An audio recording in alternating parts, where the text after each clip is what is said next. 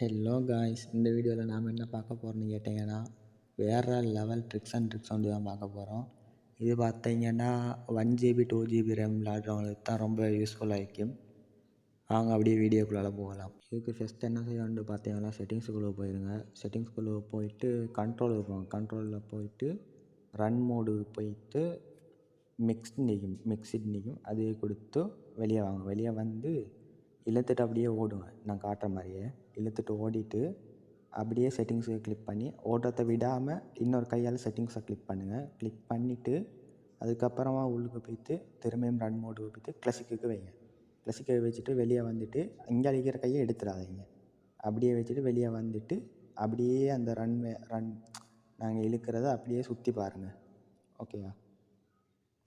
நான் ட்ரை பண்ணி பார்த்தேன். இது என்ன ஒர்க் ஆகுது. வேறு லெவல் ட்ரிக்ஸ்.